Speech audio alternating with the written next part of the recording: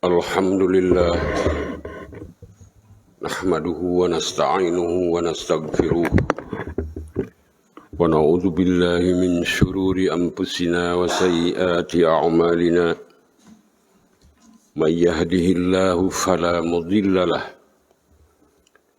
wa may yudlilhu fala hadiyalah.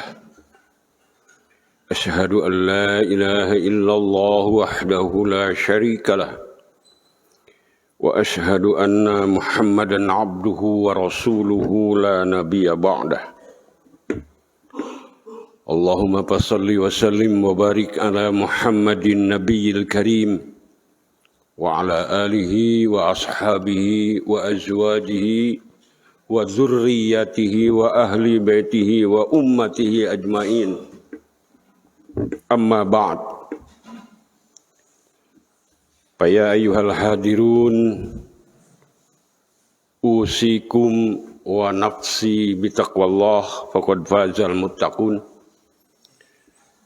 kama qala Allah ta'ala fi kitabihil karim a'udzu billahi as-sami'il 'alim minasy syaithanir rajim ya ayyuhallazina amanu taqullaha haqqa tuqatih wa la tamutunna illa wa antum muslimun.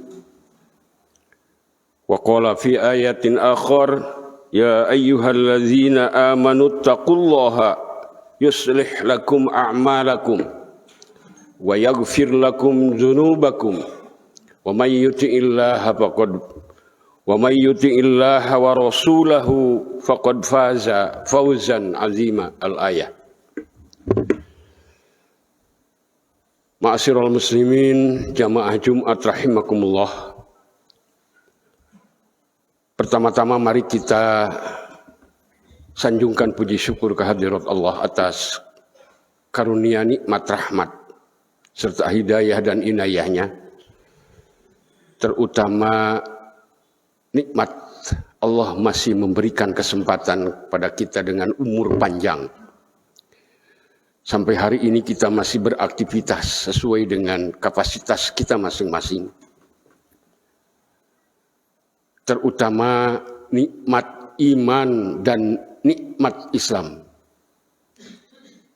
Karena dengan nikmat dan iman dan Islam itulah kita akan berada pada jalan yang lurus, berada pada jalan yang benar, terhindar dari hal-hal yang tidak diharapkan. Dengan istilah lain, mari kita menjaga ketakwaan kita, menjaga keislaman dan keimanan kita. Karena dengan takwa Allah menjamin segala sesuatu yang kita inginkan. Wa may yattaqillaha yaj'al lahu makhraja. Barang siapa yang benar-benar bertakwa kepada Allah, maka Allah akan memudahkan segala urusan. Allah akan memberikan solusi terhadap masalah yang dihadapi. Allah akan memberikan kemudahan terhadap kesulitan-kesulitan yang kita hadapi. Jamaah rahimakumullah. Suatu ketika di saat Rasulullah sedang berkhulwah, Allah mengutus malaikat Jibril, dan malaikat Jibril mendatangi Rasulullah Muhammad sallallahu alaihi wasallam dengan menyampaikan 3 wasiat. Wasiat bisa disebutkan nasihat. Cuma wasiat itu agak memiliki tekanan yang lebih. Nasihat dalam bentuk tazkir, tapi juga bisa dikatakan berbentuk tadbir. Karena ada tazkir, peringatan, ada tabdir, ancaman. Karena Allah memiliki wa'ad dan wa'id. Allah mempunyai janji dan juga Allah mempunyai ancaman. Apa nasihat Jibril pada saat itu? Ini tertuang dalam sebuah hadis yang diriwayatkan oleh Sahal bin Sa'ad. An Sahal bin Sa'adin qala ja'a Jibril ila Nabi sallallahu alaihi wasallam faqala. Suatu ketika Jibril datang, dan hadis ini diriwayatkan oleh Sahal bin Sa'ad. Dia berkata, suatu ketika Jibril datang kepada Muhammad dan ia berkata, Jibril berkata, "Ya Muhammad, wahai Muhammad, isma syi'ta fa innaka mayyitun." Isma syi'ta, silahkan engkau hidup. Fa innaka mayyitun, sesungguhnya engkau akan menjadi mayit. Silahkan engkau hidup, ma syi'ta, sekehendakmu, sesuai keinginanmu. Kemudian fa innaka mayyitun, tapi ingat satu saat akan menjadi mayit. Satu saat akan mati. Yang kedua, wahbib ma syi'ta, silahkan wahai Muhammad engkau mencintai apapun, mencintai sesuatu. Fa innaka mufaraqatun, tapi ingat apa yang kau cintai itu satu saat pasti berpisah. Dan yang ketiga, nasihat Jibril kepada Rasul itu, wa'mal ma syi'ta fa innaka maziyun bih, majzi'un bih. Silahkan engkau berbuat apa saja sesuai kehendakmu. Fa innaka majziyun bih, majzi'un bih. Silahkan engkau berbuat apa saja sesuai kemauanmu, tapi ingat bahwa apa yang engkau ucapkan itu wahai Muhammad, itu akan ada balasannya. Di dalam wasiat Jibril atau nasihat Jibril kepada Muhammad itu mengandung makna tazkir, tadi saya katakan. Tazkir artinya peringatan. Kita dibebaskan oleh Allah. Mohon maaf. Nasihat itu secara khitab itu ditujukan kepada Muhammad. Tapi sebenarnya Nabi Muhammad itu adalah orang yang maksum. Orang yang sudah dijaga oleh Allah, jauh dari kemaksiatan, jauh dari dosa. Dan Allah sudah menjamin bahwa Rasulullah itu ahli sorga. Ya, sudah jelas-jelas ahli sorga. Lantas bagaimana? Inti dari nasihat itu sebenarnya adalah sebagai wasilah. Karena Rasul adalah utusan Allah untuk menyampaikan kepada seluruh umatnya. Maka secara khitab langsung Jibril berkata atau memberikan nasihat kepada Rasulullah, tapi sasarannya atau objeknya adalah kita sebagai umatnya. Kita diberikan kebebasan untuk hidup. Mau jadi apa saja. Mau jadi pejabat silahkan. Mau jadi konglomerat silahkan. Mau jadi ilmuwan juga silahkan untuk menjual profesi. Misalnya jadi dokter, jadi pengacara, jadi konsultan dan lain sebagainya. Atau mau jadi rakyat biasa saja silahkan sesuai kehendakmu. Mau jadi orang kaya silahkan. Mau biasa-biasa saja silahkan saja sesuai kemauan kamu. Silahkan hidup. Fa innaka mayyitun. Tapi ingat satu saat apa yang kita miliki dan apa yang kita inginkan walaupun sudah tercapai, apabila sudah tercapai maka ingat bahwa satu saat kita akan diambil oleh Allah Subhanahu wa taala. Jadi pejabat ingat bahwa jabatan itu sementara. Jadi konglomerat, hartawan, orang kaya ingat bahwa kekayaan itu, harta itu hanya titipan saja dari Allah. Jadi orang yang suka berjual jasa karena keilmuannya, ingat pula bahwa jasa yang engkau berikan itu satu saat akan dibatasi dengan waktu.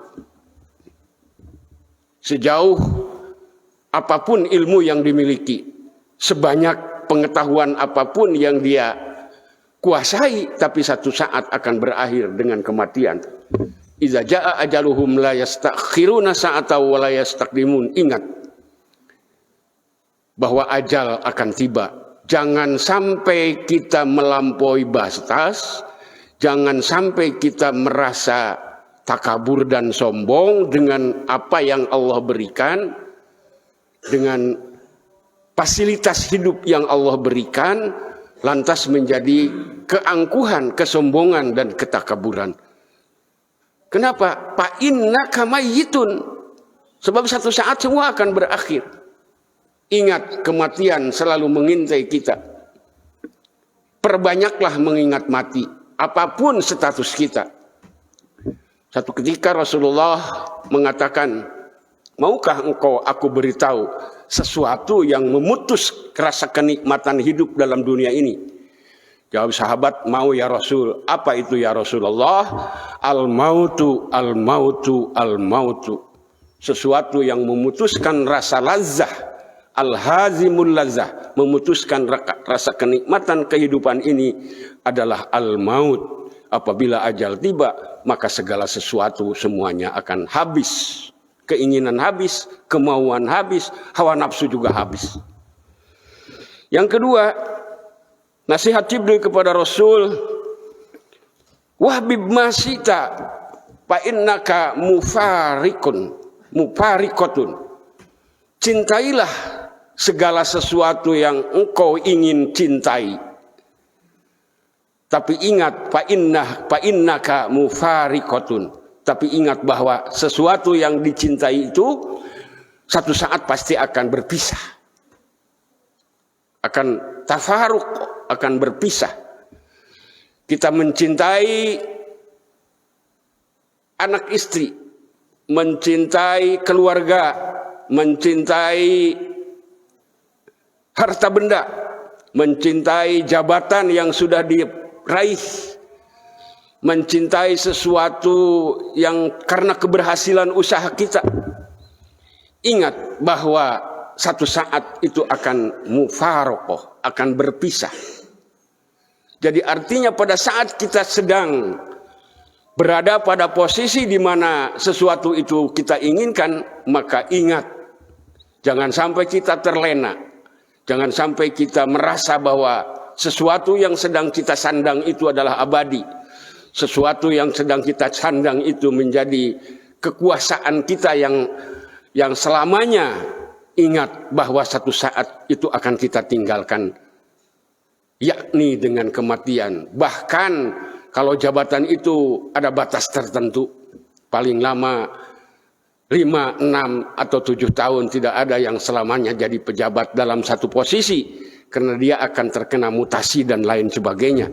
Bahkan kalau pada saatnya nanti dia akan berakhir dengan masa purna bakti atau pensiun.